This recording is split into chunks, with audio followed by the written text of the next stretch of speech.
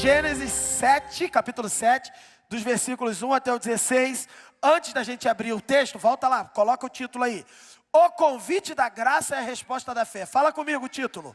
O convite da graça e a resposta da fé. E agora vamos ao texto. Me acompanha aí que eu vou pular, tá? Eu vou ler o primeiro versículo, depois eu vou pular pro 11, aí eu vou até o final. Então vamos lá. Primeiro versículo. Então o Senhor disse a Noé: entre na arca, você e toda a sua família, porque você é o único justo que encontrei nesta geração. Agora o verso 11 em diante. No dia em que Noé completou 600 anos, 1 mês e 17 dias, nesse mesmo dia, todas as fontes das grandes profundezas jorraram e as comportas do céu se abriram. E a chuva caiu sobre a terra 40 dias e 40 noites. Naquele mesmo dia, Noé e seus filhos Sem, Cã e Jafé, com sua mulher e com as mulheres de seus 3 filhos, entraram na arca. Com eles entraram todos os animais de acordo com as suas espécies, todos os animais selvagens, todos os rebanhos domésticos, todos os demais seres vivos que se movem rente ao chão e todas as criaturas que têm asas, todas as aves e todos os outros animais que voam. Casais de todas as criaturas que tinham fôlego de vida vieram a Noé e entraram na arca. Os animais que entraram foram um macho e uma fêmea de cada ser vivo, conforme Deus ordenara a Noé. Então o Senhor fechou a porta. Palavra do Senhor, graças a Deus. Vamos orar? Senhor, esta é a tua palavra que está diante de nós. A nossa oração é que o Senhor fale conosco, nos revele a tua verdade aqui nessa noite. A tua vontade para as nossas vidas, que através deste texto sagrado, possamos extrair daqui ensinamentos para vivermos de forma que te agrademos, assim como Noé também te agradou. Que teu Espírito nos ilumine e nos capacite nessa noite, e toda distração caia por terra em nome de Jesus. Amém. Queridos, o convite da graça e a resposta da fé. Nós estamos continuando a história de Noé e já iniciamos na semana passada, já detalhando alguma coisa, falando sobre o projeto, sobre a construção, sobre um projeto que é perfeito do ponto de vista da engenharia até os dias atuais. E ultramoderno naquela época, obviamente, ultra avançado naquela época e completamente atual nos dias de hoje, com relação à tecnologia e à engenharia da embarcação. E esse projeto, quem deu foi Deus. Quem construiu foi Noé, mas quem foi o engenheiro que projetou foi Deus. E por isso esse barco funcionou. Por isso essa grande, imensa embarcação deu certo. E nós vimos então na semana passada que Noé era um homem que andava com Deus. E isso nos ensinou que andar com Deus não era uma prerrogativa exclusiva de Enoque. Muita gente acha que porque Enoque andou com Deus, o Senhor o tomou para si. Não, Enoque andava com Deus e o Senhor o tomou para si. O Senhor não o tomou para si porque ele andava com Deus. O Senhor o tomou para si porque ele quis. Agora, Deus não vai tomar para si alguém que não anda com ele. Muitos andavam com ele. Na verdade, a geração de Sete andava com o Senhor. Desde Sete, onde se passou a invocar o nome do Senhor, até Noé ali, você tinha uma linhagem que servia ao Senhor, que andava com o Senhor. Só que no tempo de Noé, no início aí do capítulo 6, a gente viu que a linhagem de Sete, a linhagem de quem adorava a Deus, se misturou, né? Casaram-se e tiveram filhos e misturaram-se com a linhagem de Caim, que era uma linhagem que não adorava a Deus, que não invocava o nome do Senhor. E por causa dessa mistura, houve um corrompimento total na humanidade naquele tempo. Foi isso que aconteceu. Deus então escolheu Noé e o capacitou para ser fiel, apesar de toda uma geração corrompida. Ele foi fiel e Deus deu um plano. Falou, olha, vai ter um dilúvio, vai ter um juízo. Eu vou destruir tudo que está vivo, mas eu vou preservar você e orientou, né? Como construir a arca, porque ele colocaria animais e a vida seria preservada. Mas sim, Noé termina o sermão da semana passada com o texto assim: Noé fez tudo o que o Senhor ordenou. Exatamente como ele ordenou. Ou seja, Noé tinha fé e relacionamento com Deus, e essa fé se expressou na prática com obediência. E a gente aprendeu naquele dia que a obediência faz toda a diferença, não é verdade, queridos? E aqui a gente está dando continuidade a essa obediência de Noé e a orientação de Deus. Estamos nesse tempo do convite da graça e a resposta da fé. Noé está dando uma resposta de fé àquilo que Deus anunciou, e Deus está com o convite da graça, da salvação, da misericórdia aberto. A gente lembrou na semana passada, por exemplo, que vendo em Pedro, nas cartas de Pedro, na carta de Pedro, segunda carta, que Noé era um pregador, não apenas um construtor, mas ele era um pregador. Ele de fato pregou para as pessoas do seu tempo. Ou seja, havia a oportunidade de que, se alguém cresce, acompanhar Noé nessa aparente aventura que poderia não ser nada, né? Mas estava muito certa, mais certa do que parecia. Então havia essa oportunidade da graça aberta, não só para a família de Noé, mas também para aquele que ouvisse a pregação e cresce. E aí a gente chega nesse momento aqui. O momento em que a paciência de Deus é longa, mas ela chega ao fim. O momento em momento de transição. A gente sabe que o jardim do Éden foi perdido, mas Deus aqui está providenciando um novo espaço sagrado, assim como o jardim, a arca. A arca é o lugar de salvação, de preservação. O que a gente vê aqui é que o cenário está mudando, a paciência de Deus é encerrando, o tempo da espera que foi dado está acabando, e Deus então está direcionando a comunhão, a aliança que Ele prometeu, que Ele garantiu ali na semana passada, a gente viu isso. A aliança está com vocês na arca, é na arca. E ali então há um lugar de comunhão com Deus. E hoje então a gente está vendo que essa arca não é apenas um barco para preservar a vida, mas também um local da presença de Deus. É isso que é importante frisar aqui. Nós vamos caminhar então nesses versos e entender melhor o que seria essa presença de Deus na arca e o que significa tudo isso. Pode passar a frase que vai nortear o nosso sermão e que a gente pode tentar memorizar se esquecer tudo.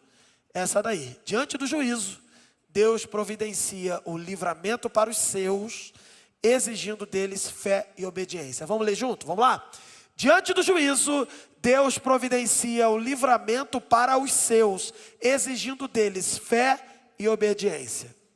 Então, o primeiro ponto, pode colocar, por favor, é o convite de Deus e a provisão da graça. Nós lemos o primeiro versículo, em que o Senhor disse para Noé: entra na arca, você e toda a sua família, porque você é o único justo que encontrei nesta geração. E aí, continua, verso 2. Aí ele orienta, aquilo que a gente leu no final, ele orienta no início, é uma repetição de orientações. Leve com você 7 casais de cada espécie de animal puro. Aí tem uma distinção aí. Animal puro, tá? Macho e fêmea, 7 casais de animal puro. E um casal de cada espécie de animal impuro, macho e fêmea. Aí você pode pensar assim: e o que tem a ver? Nós vamos ver já já. E leve também 7 casais de aves de cada espécie, macho e fêmea, a fim de preservá-las em toda a terra.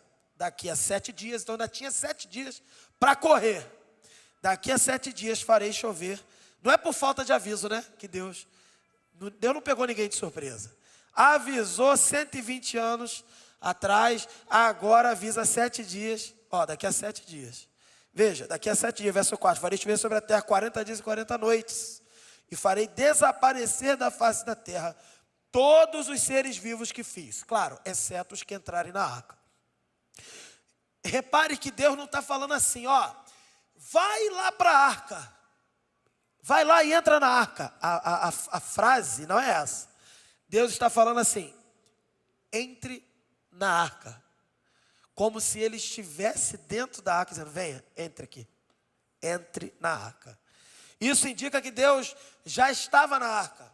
A presença de Deus sairia, vamos dizer de alguma forma neste sentido, a presença a presença misericordiosa, de Deus, sairia dos limites do mundo e estaria presente de forma real e plena na arca, sustentando quem estivesse ali. É isso que a gente vê aqui. E é interessante que Deus está preparando não apenas um lugar de preservação da vida, mas também um tabernáculo. E para quem quiser entender, tabernáculo é uma ideia de algo provisório, mas é algo voltado para a adoração. Um lugar de adoração, um lugar de relacionamento com Deus.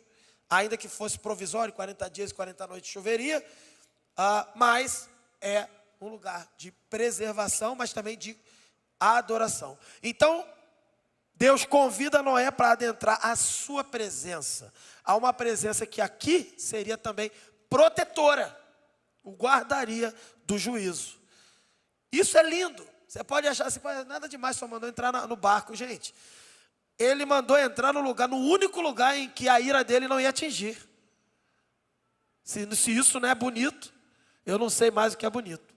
Entendeu?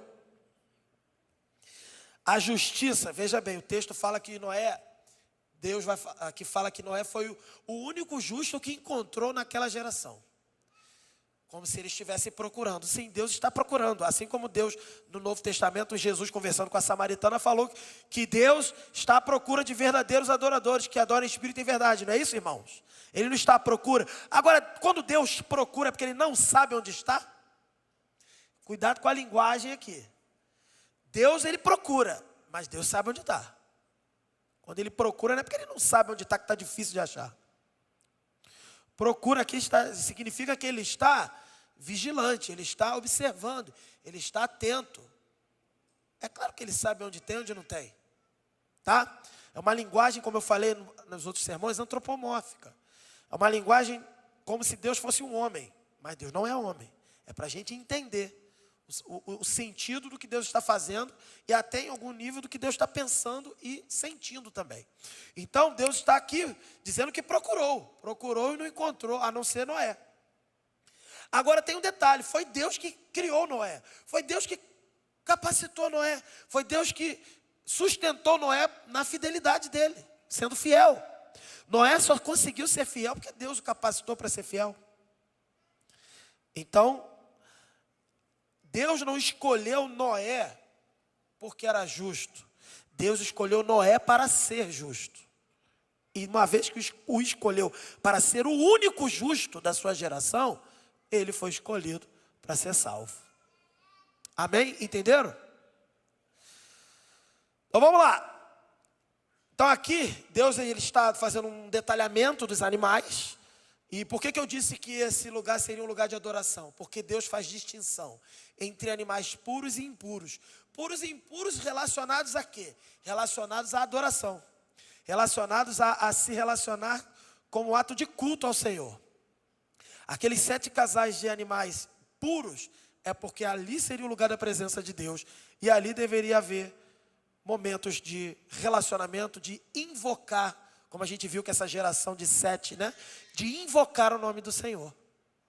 Seriam com os animais separados para isso. Vocês entenderam aqui a distinção? E os animais impuros tinham valor, era vida, deveria ser preservado, mas não para prestação de culto, para a preservação geral da vida e do repovoamento que aconteceria posteriormente ao dilúvio. Entenderam aqui? Então, aqui é o último chamado, 7 dias antes do decreto final de destruição.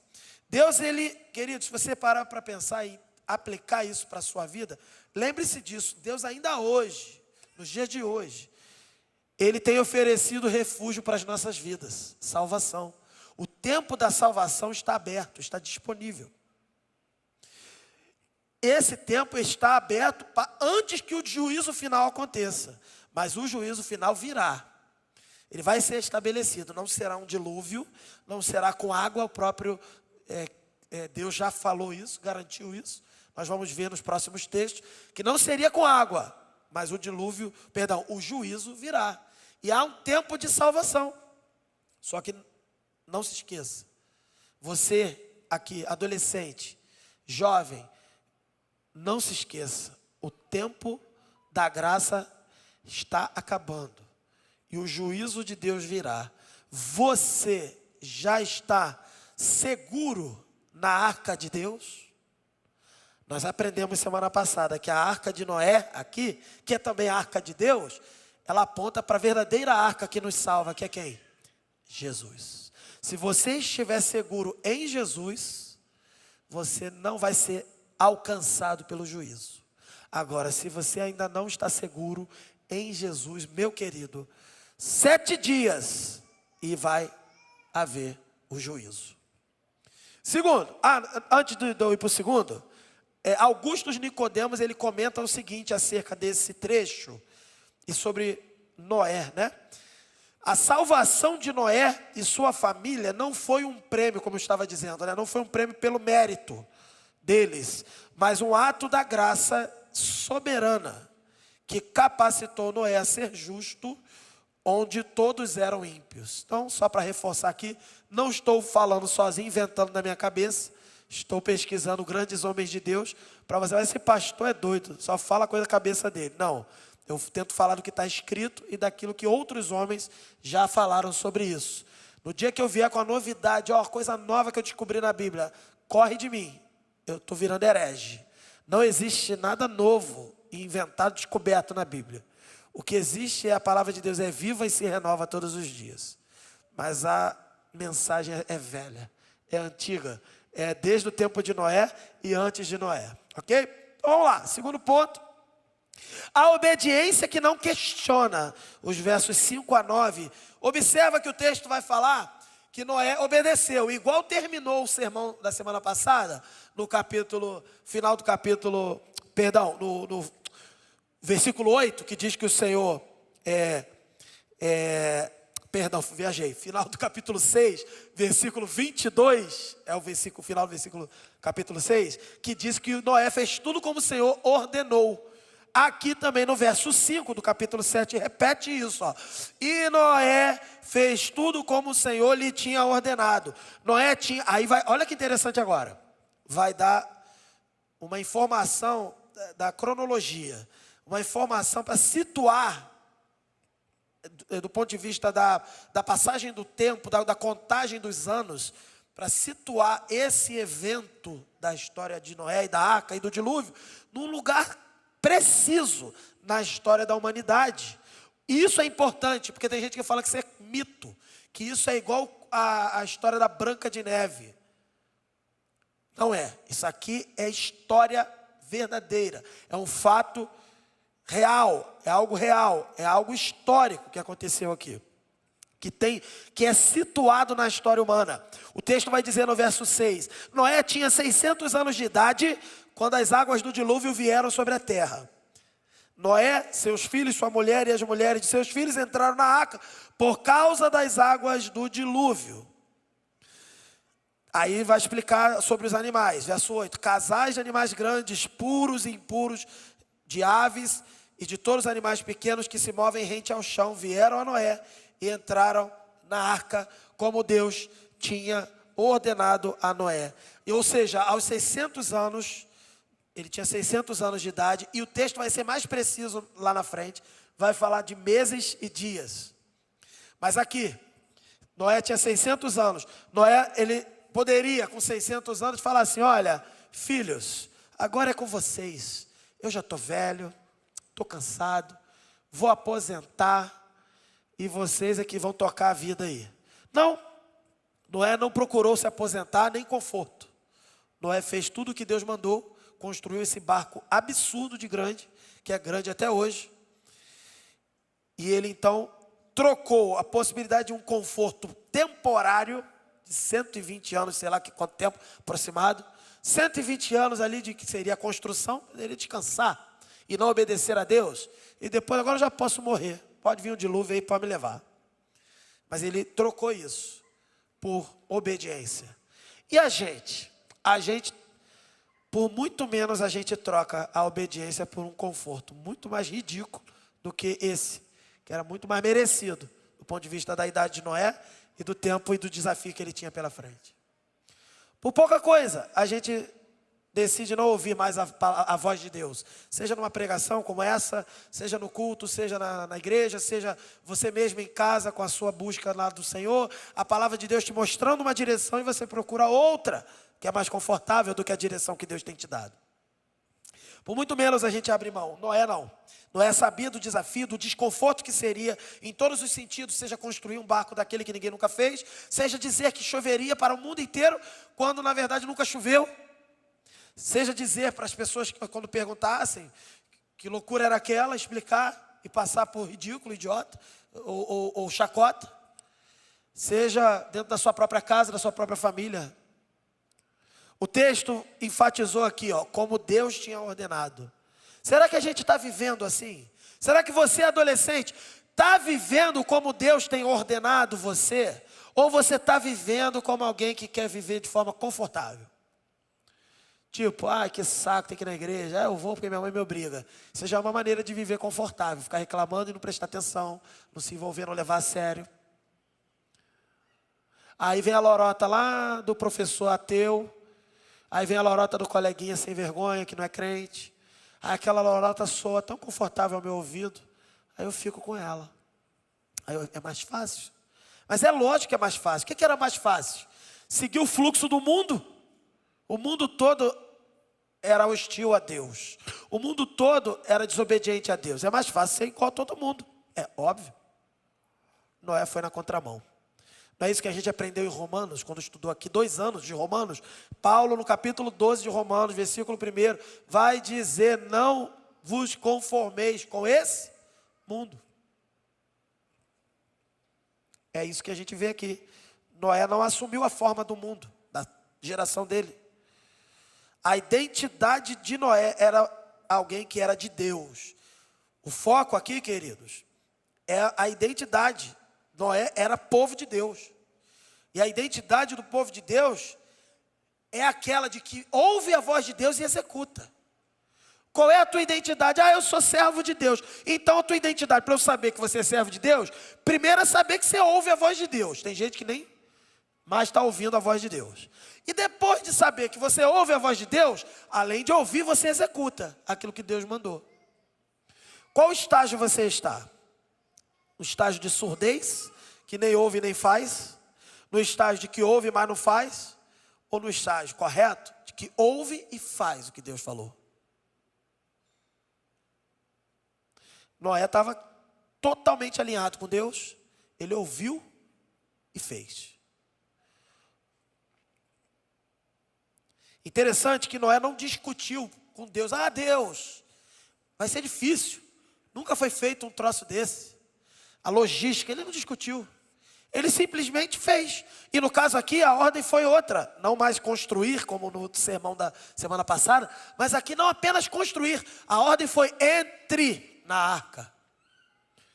Entre na arca. Noé não discutiu como que eu entro, eu espero chover, eu isso, eu aquilo. Ele não ficou, como a gente costuma dizer numa linguagem assim, um pouquinho mais difícil, pormenorizando com Deus.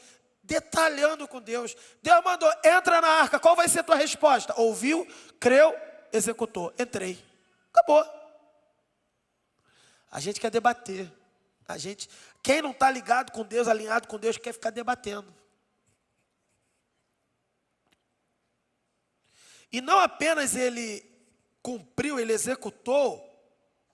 Até porque a fé salvadora, a verdadeira fé que Noé tinha, e a gente sabe que ela era verdadeira por causa da obediência que era visível.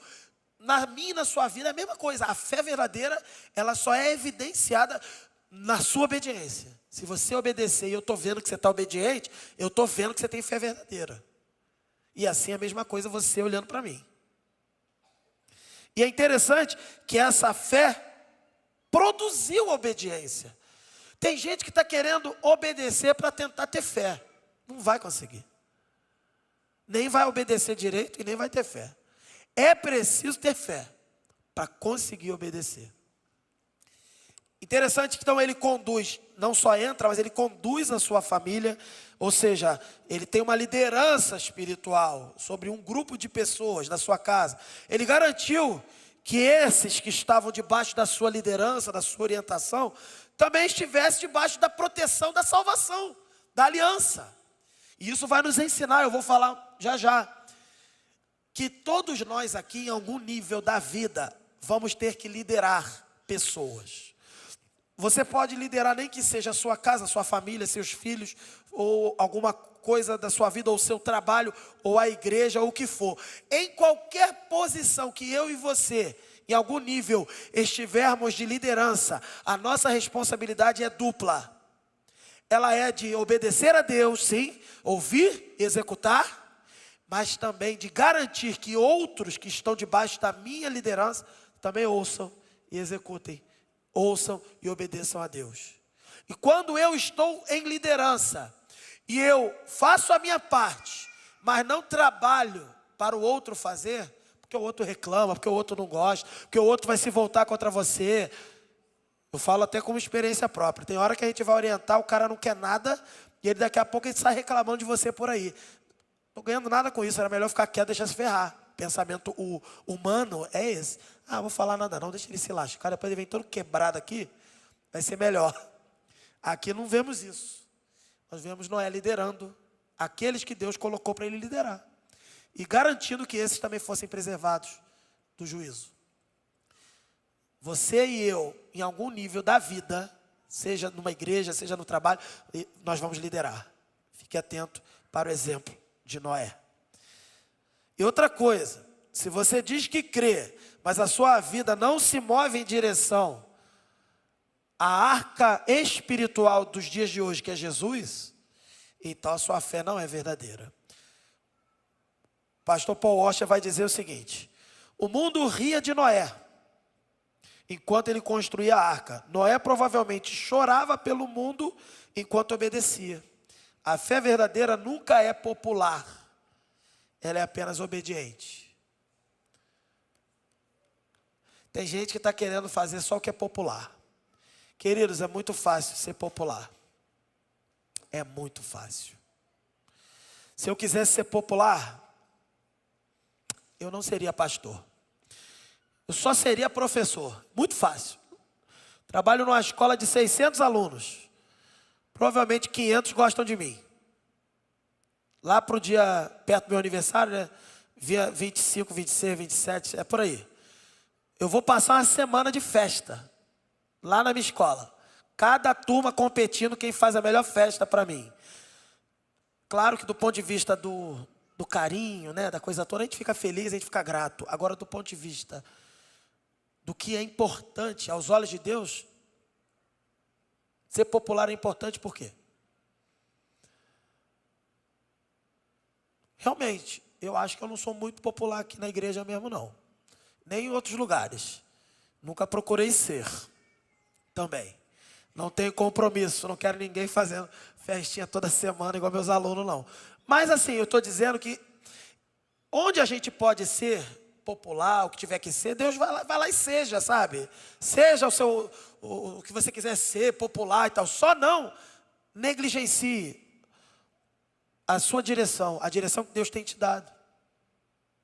A fé verdadeira, ela não é popular. Noé, ele foi alvo de chacota para manter firme aquela obediência.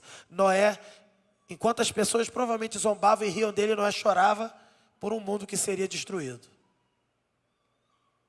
É melhor ser alvo de chacota, é melhor ser alvo de riso dos outros, do que você não ser popular com Deus. A melhor popularidade que eu e você podemos ter não é 500 trilhões de seguidores. Mas é se o Senhor diz que você é justo. Se o Senhor diz que procurou naquela geração e encontrou em você alguém que é justo. É a melhor popularidade que você e eu precisamos. Então fique atento a isso. Porque aqui Noé não estava preocupado com a opinião de ninguém, senão a opinião do próprio Deus. Terceiro, agora é a hora do juízo. O juízo vai ser executado. Repare na precisão divina. Olha aí, a execução do juízo e a precisão divina. Versos 10 até o 12. Verso 10. E depois dos 7 dias que ele anunciou, né?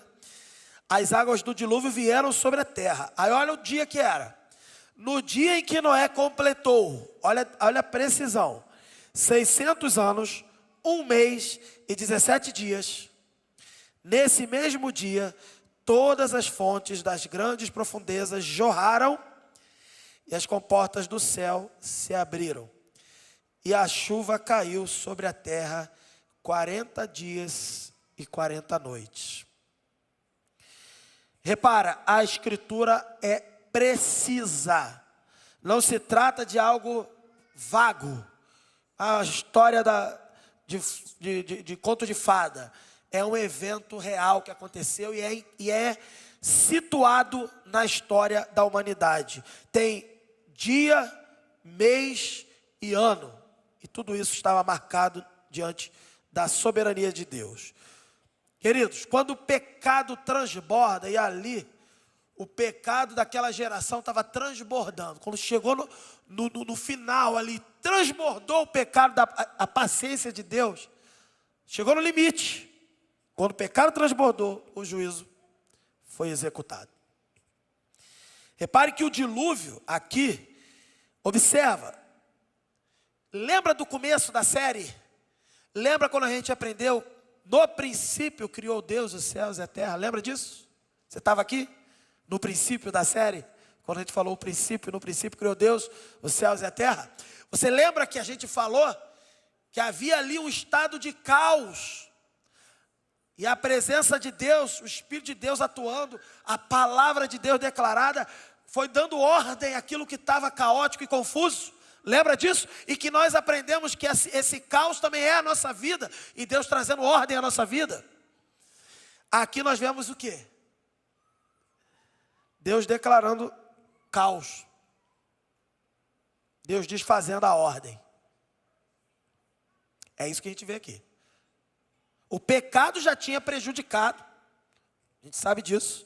O cosmo, o mundo, o universo, ele já estava caminhando para uma deterioração. Por isso aquela geração totalmente corrompida. E por isso que todos os seres humanos morriam, já sabemos. A longevidade de 1000 anos foi decaindo para 900, 800, 700, 600, nós vimos. E aqui Deus falou, chega, vou acabar logo isso de forma mais rápida.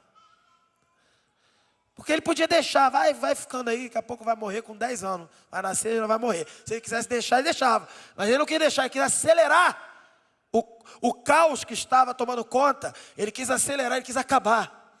E aqui o que a gente vê é isso. O cosmo voltando ao estado de caos. Por quê? Porque a humanidade rejeitou o Criador. Toda vez que eu e você rejeitarmos a Deus, caos vai se instalar na nossa vida. Toda a ordem que havia vai ser transformada em desordem. Toda vez que você ignorar Deus, vai vir desordem na sua vida e confusão. Porque se existe ordem, se existe paz, se existe tranquilidade, se existe alguma coisa boa em mim e você, é Deus atuando. E se você rejeitar o Criador, Ele fala assim, então tá. Ele tira a mão dele sobre você, vai aí do jeito que você quer.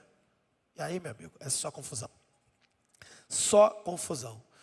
Ele aqui, repara, o Senhor, Ele é Senhor da história, hora, tempo, dia, mês, tudo certinho.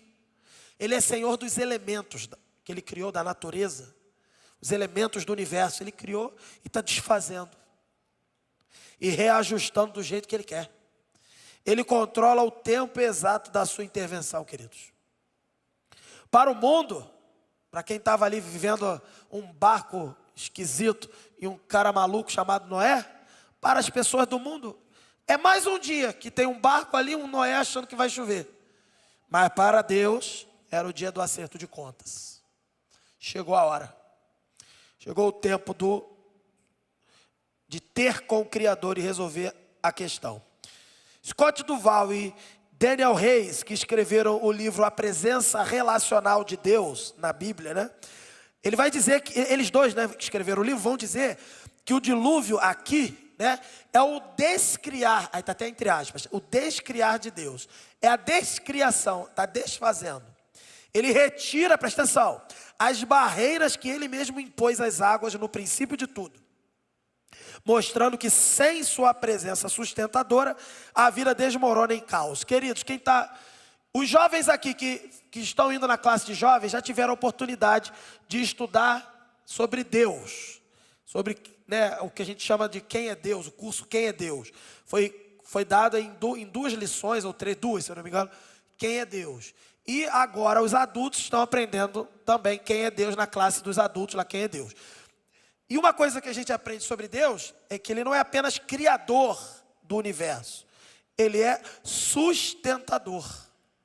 Ele sustenta. Se as coisas existem, permanecem existindo, independente de se elas estão indo bem ou mal, mas elas existem, é porque Deus as mantém existindo. E se elas estão de tal forma, de uma forma A ou de uma forma B, se elas estão assim ou assado, é Deus que faz tudo isso ficar desse jeito. A gente aprendeu no primeiro capítulo de Gênesis, no segundo capítulo também, na criação dos primeiros elementos da natureza, que Deus estabeleceu limites para a água. Ele fez a água recuar, está lá. Você aprendeu, a gente estudou isso. E apareceu a porção seca. Ele chamou de terra. Lembra disso? Lembra disso? Aqui, meu amigo, é o contrário. Ele cancelou os limites que ele deu para a água. E a porção seca sumiu. É isso que aconteceu aqui. Percebe? É o descriar, como dizem aqui o Scott Duval e Daniel Reis. É o descriar do universo. Se ele colocou limites, ele tirou os limites para que tudo acontecesse, desmoronasse em caos. Então veja, isso aqui é um alerta para mim e para você. Até que ponto você está testando a paciência de Deus? Até que ponto eu e você estamos abusando do limite da paciência de Deus? Lá em Romanos 1:18 até o 32, eu não vou ler, quem quiser ver, acompanha lá na série que já está gravada de Romanos. Ali nós temos 3 R's de rejeição, né? O ser humano rejeita Deus 3 vezes naquele texto. E para cada rejeição, o texto vai dizer assim: por isso Deus os entregou. Aí entrega para quê? Para o caos, para o pecado, para mais confusão. E vai só descendo a ladeira. Ali fica claro que Deus estava freando, tendo misericórdia do ser humano pecador. Paulo falando do ser humano, não está falando de Noé não, está falando da época dele. E aí, dizendo o quê? Que o ser humano rejeita, e aí Deus vai lá e entrega ele ao pecado. Ele rejeita mais um pouco, entrega mais um pouco ao pecado. E assim por diante, 3 vezes. 3 vezes. Aqui temos uma geração inteira que rejeitou de forma irrevogável o Criador. Deus os entregou ao caos definitivo do dilúvio. Retirou os limites que ele tinha imposto na criação, para que a criação voltasse ao estado anterior de caos. Interessante. Porque todo mundo pensa que o dilúvio, a história do dilúvio é uma chuvinha que caiu, essa chuva aí de verão que cai, que alaga aí o Rio de Janeiro. Se você lembra da série Estudou Comigo, você lembra que a criação fala de águas debaixo da terra. Não é lençol freático, não. É como se a terra toda fosse envolta por água. Era uma outra formatação do planeta, naquele período anterior ao dilúvio. Havia água por toda a terra, e aí surgiu a porção seca. Aí eu falei assim, a história e a geografia estuda corretamente que a porção seca era uma única porção, um único continente. Eu falei isso nos sermões anteriores, que a gente chama hoje de Pangeia, o pan todo, total. Geia, terra, terra toda. A terra toda num único continente, tá? E aquilo ali apareceu, e o mundo era aquilo, ainda estava assim, desse jeito. Quando então aquelas águas subterrâneas, Deus tirou os limites delas, romperam, elas racharam aquele único continente. Romperam em 4, 5, 6, que a gente conhece hoje como 6 continentes. E eles se afastaram de forma brusca. E é por isso que você tem, por exemplo, na América, cordilheiras no mapa ali, a gente olhando para o mapa é do lado oeste, né? No oeste. Cordilheiras, montanhas, porque foram se encavalando na medida que aquela terra que bruscamente se afastou, ela foi desacelerando. Uma frenagem brusca. Aí você fala assim, pô, isso não foi assim que eu aprendi na aula de geografia, não. Eu sei. Eu sei. Por isso que eu só estou dando a pincelada para você ver que tem outra explicação física que faz muito mais sentido até do que essa que você escuta por aí. E aí, ó, abriu, ó, pum. Então teve água do céu e água de baixo. A Bíblia fala que tinha água do céu. E a água do céu ficava no céu. Não caía não. Estava no céu. E o que regava as plantas era um vapor que saía da própria terra, da relva. Um vapor. Está lá, a gente estudou. Então os continentes foram rachados. Não era necessariamente magma, né, vulcão, lava, isso aí era mais abaixo. O que tinha acima era água, eram placas não tectônicas com magma, era chamado de hidroplacas, eram placas de água. E elas saíram, rapidamente inundou o mundo, e não só saiu de baixo, como as de cima, que estavam limitadas, Deus estava segurando, agora tirou também o limitador. Elas caiu. Então não tinha para onde correr. Não tinha para onde ir. De cima caiu água, de baixo subiu água. Vai para onde? Para lugar nenhum. Vai só para a arca. Só para quem creu no Senhor. Esse é o dilúvio. Nessa historinha que a gente canta bonitinha, lá das crianças, que é importante elas saberem e tal. É isso aqui. Que aí lá na aula de geografia, o professor foi enganado na faculdade que ele fez. E ele, às vezes, não é, ou ele é crente, ou ele não é crente. Quando ele é crente, vai no EBD ruim, entendeu? Aí ele fica ali com lorota com você na tua aula. Então, estou dando só uma pincelada para você ver assim, há muito mais para você pesquisar e estudar. Esconderam a verdade de nós. E essa verdade está aqui na palavra de Deus. E se você quiser estudar de forma honesta, você vai fazer ciência, vai fazer o que for, mas vai encontrar a verdade aqui, ó, na palavra de Deus. Então fica aqui dado esse recado e a parte final do texto. Ponto 4. O selo final, a mão que fecha a porta. Tem um filme que fala a mão que balança o berço, né? Quando eu escrevi isso, eu falei, cara, está aparecendo até o nome do filme, a mão que balança o berço.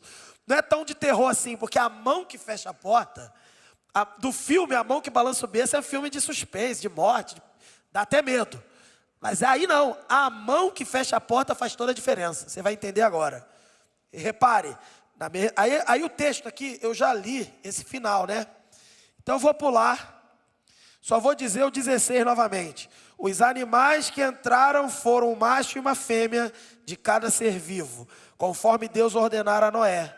Então o Senhor fechou a porta. Então de quem é a mão que fecha a porta? De quem?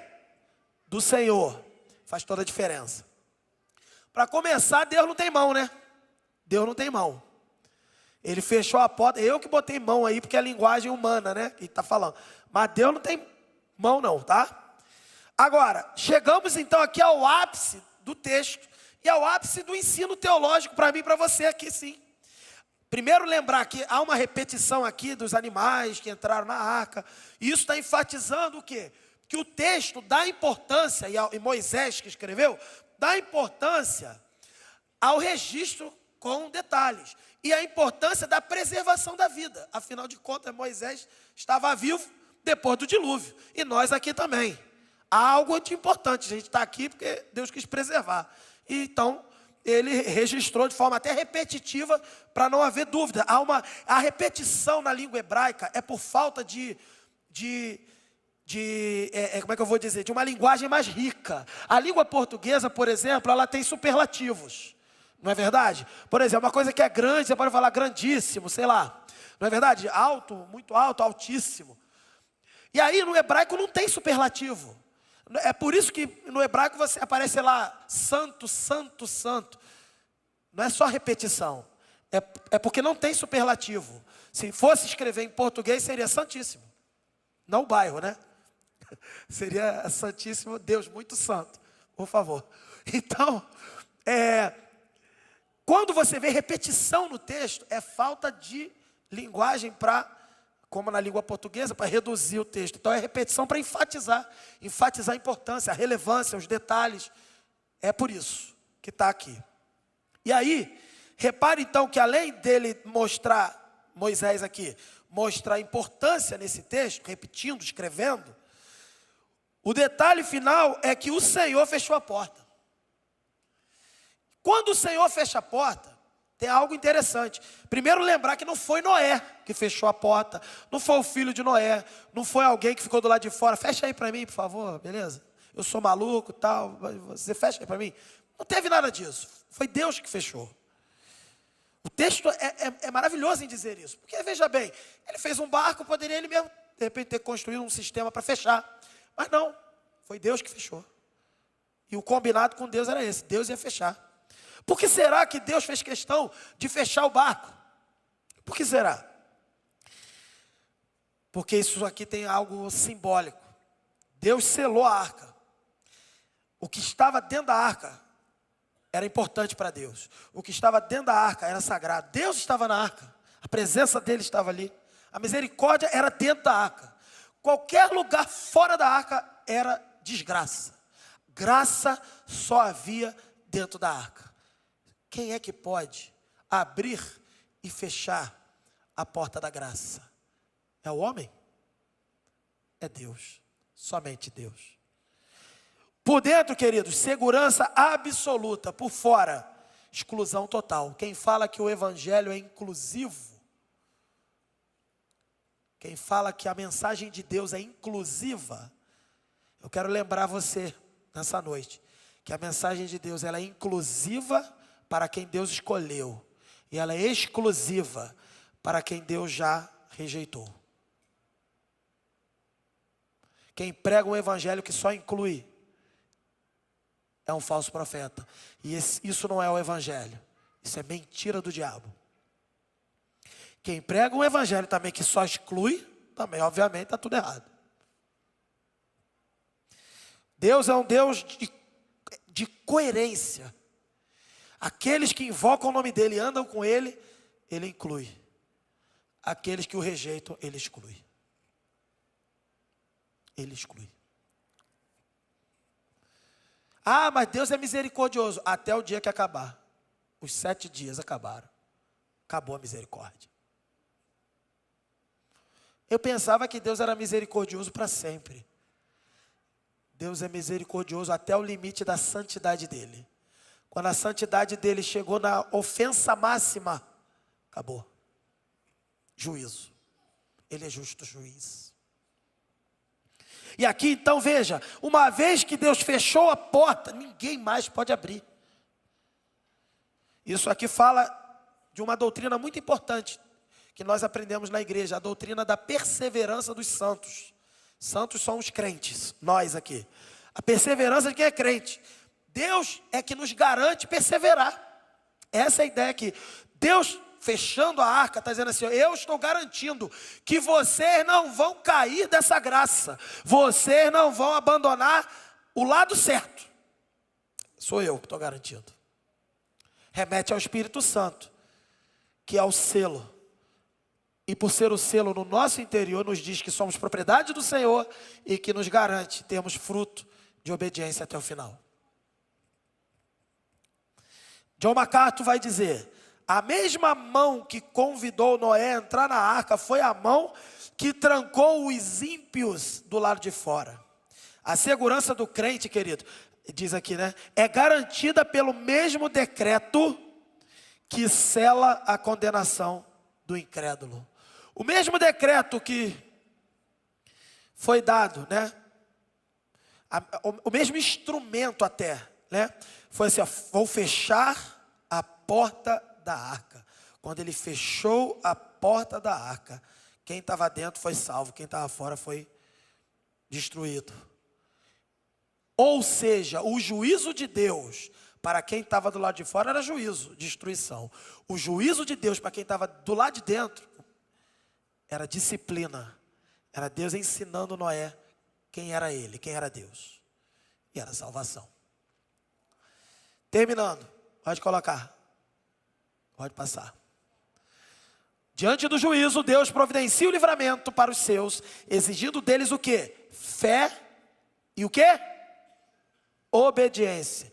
Exigindo deles o quê? Fé e obediência. O que você e eu aprendemos com tudo isso? Vamos organizar o que a gente conversou aqui.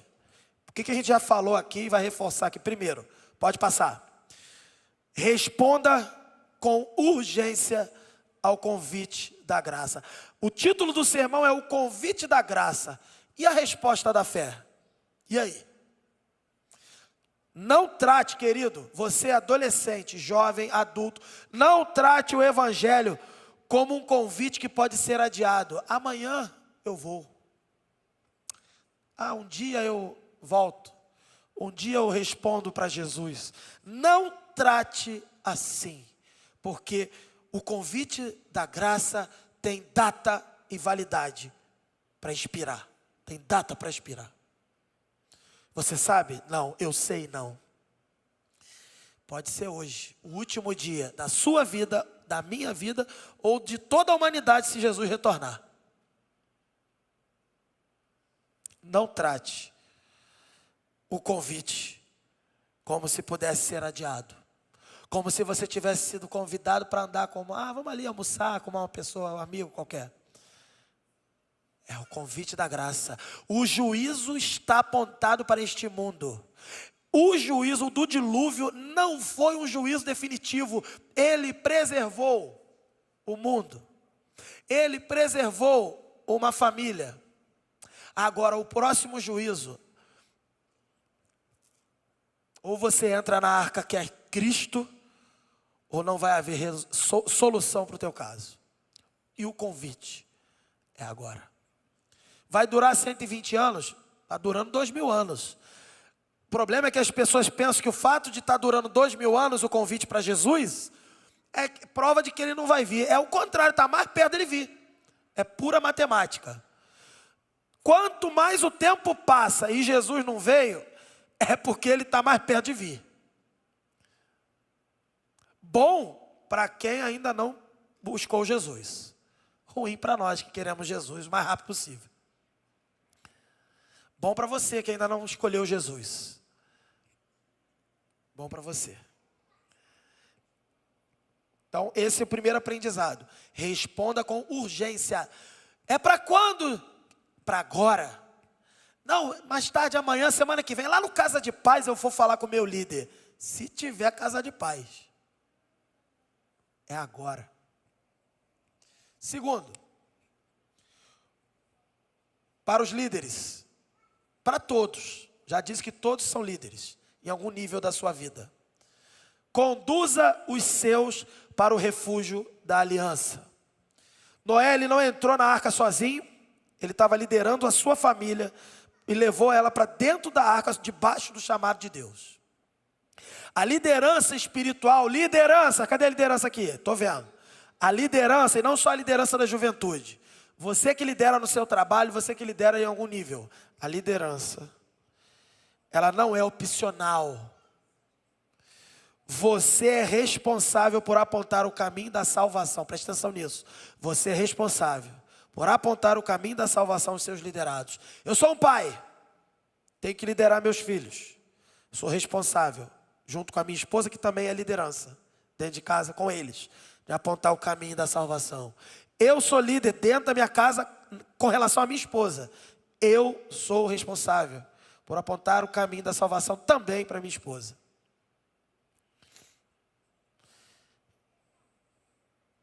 Você está liderando? Quem está liderando aqui alguma coisa na vida? Levanta a mão para eu ver. Então, olha quanta responsabilidade você tem. Eu lidero em sala de aula vários alunos. Nós somos responsáveis, professores. Quem é professor aqui? Levanta a mão.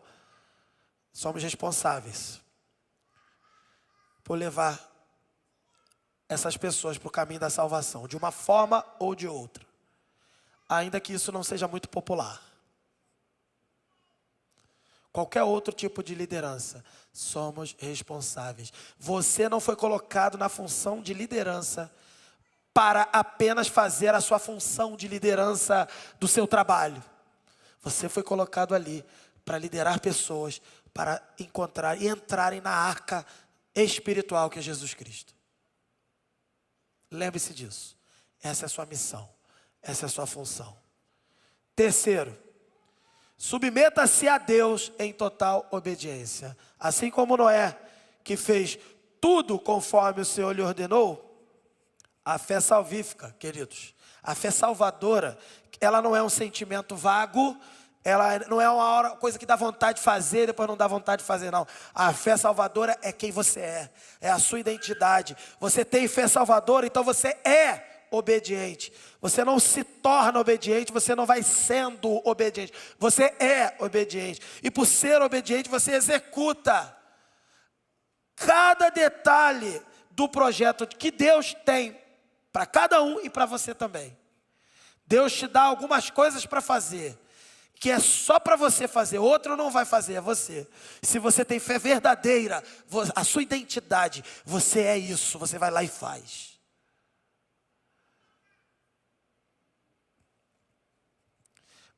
Se alguém aqui está confuso com isso, abandone a obediência seletiva.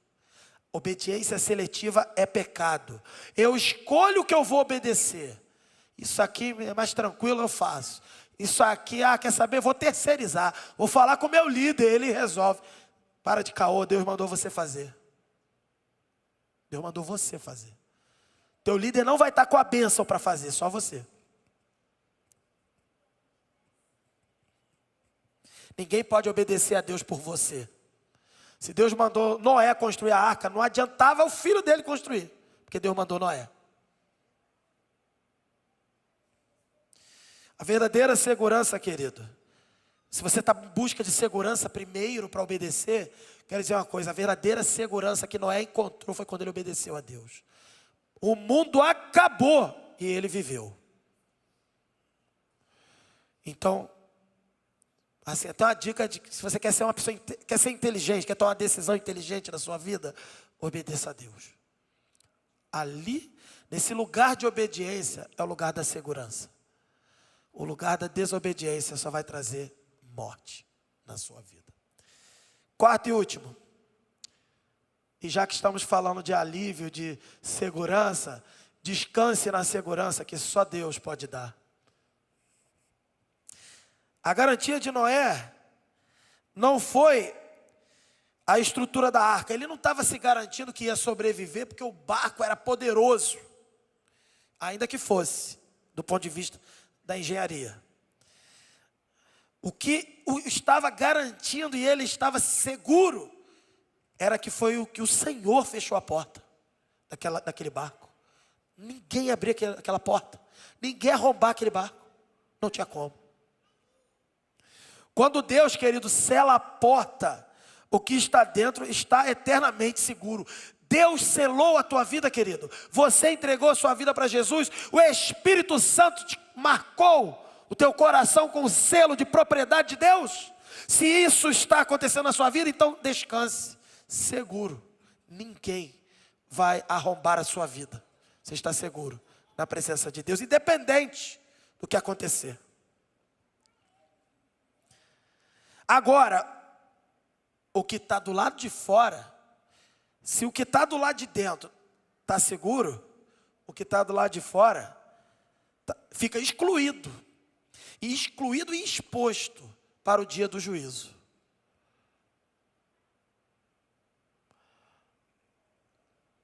A gente anda nesse mundo vendo as coisas de fora. As coisas de fora estão perecendo, estão excluídas, estão expostas para o dia do juízo. Agora aqui dentro nós estamos seguros. E ninguém pode tomar isso da gente. Amém? Então não é possível um crente que tem essa certeza, que está se alimentando da palavra, sucumbir, ceder para desesperos, níveis absurdos de ansiedade, pensamentos intrusivos de suicídio ou coisa do tipo. Não é possível. Abandone essas loucuras. Ah, eu estou doente. Não está não, meu querido. Está não. Está faltando se alimentar. Se você é de Deus, tu não está doente. Você está precisando se alimentar, está fraco. Descanse na segurança que só Deus pode dar. A porta que Deus fechou, ninguém abriu. Se Deus lacrou, selou o seu coração, ninguém pode tomar o teu coração.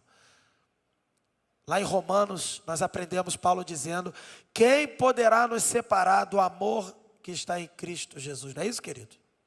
E ele vai falando uma série de coisas. Problemas da vida diversos. Coisas da criação, inclusive, como vemos aqui, tempestade, dilúvio. Questões demoníacas até espirituais. Nada, ele conclui, nada pode nos separar do amor de Deus que está em Cristo Jesus. Se Deus fechou a porta, lacrou a sua alma com o selo do Espírito, tenha segurança, descanse na presença dEle. Não há por que se desesperar, porque o crente não se desespera, porque ele não tem perdido a esperança para desesperar. Ele tem a esperança muito viva. A esperança do crente é uma certeza que não muda, é Jesus Cristo, até o último dia. Diante do juízo, Deus providencia sempre o livramento para os seus. E Ele vai exigir sempre de nós também obediência e fé. Ou melhor dizendo, na ordem certa, fé e obediência. Concluindo, a história de Noé, queridos, ela revela a santidade de Deus, que não compactua com o pecado. E a urgência da salvação. A salvação não é para depois. A salvação é para hoje, é para já. O Senhor leva a sério o pecado, mas Ele leva muito mais a sério a aliança que Ele mostrou que tinha com Noé e tem conosco aqui, amém? Em Gênesis 7, a paciência de Deus deu lugar, queridos, ao juízo. E a porta da arca foi selada com uma mão poderosa, que ninguém poderia desfazer o que Deus fez. Uma palavra para você, que ouviu tudo isso, tem duvidado dessa história, duvidado de Deus, duvidado da sua vida, duvidado de Jesus. Você não confia em Jesus, você nunca entregou a vida para Jesus, você só vem aqui como um simpatizante, que acha legal estar na igreja. A paciência de Deus tem limite, querido. O convite para entrar na arca, que hoje nós sabemos é Jesus, ele ainda está aberto, está ecoando todos os dias. Eu estou aqui como um eco do convite de Jesus para você, para todos nós. Só que em breve o Senhor vai fechar a porta da salvação. E quando Ele fechar, quem entrou, entrou. Não vai haver mais chance. A minha oração é que você esteja dentro, como eu tenho a certeza de que eu estou dentro disso. A palavra para você que me acompanha nesse vídeo, que acompanha esse sermão é: arrependa-se hoje dos seus pecados. Corra para Jesus, a nossa arca perfeita, antes que essa oportunidade termine definitivamente. Uma última palavra para você que é crente, que está aqui lutando para ser crente todos os dias. Para você é como Noé: creia e obedeça ao Senhor. Faça tudo o que Ele ordenou. É como Maria falou para as pessoas que foram ajudar Jesus, quando Jesus foi fazer o seu primeiro milagre, nas bodas de Caná, naquele casamento, em que Ele transformou a tristeza de ter acabado o vinho em alegria de um novo vinho, no final. Antes dele fazer o milagre, Maria ensinou, falou: façam tudo o que Ele disser. Faça tudo o que o Senhor ordenou. É o que Noé nos ensina aqui. Quem selou a sua vida, querido, foi o próprio Deus. E nenhuma tempestade pode anular o decreto do Senhor. Permaneça fiel em obediência ao Senhor. Irmãos, um dia o céu vai se fechar e as fontes do abismo vão se romper novamente. Mas quem está em Cristo, a arca perfeita, a arca definitiva, esse que está em Cristo está eternamente seguro. Aquele que convidou você a entrar na arca da salvação, sabe quem? O próprio Deus, com seu evangelho revelado através de pessoas fiéis que pregaram. Aquele que nos convidou para entrar na arca da salvação, Ele é o mesmo que vai guardar a minha e a tua vida até o final. Que para tanto o Senhor nos abençoe.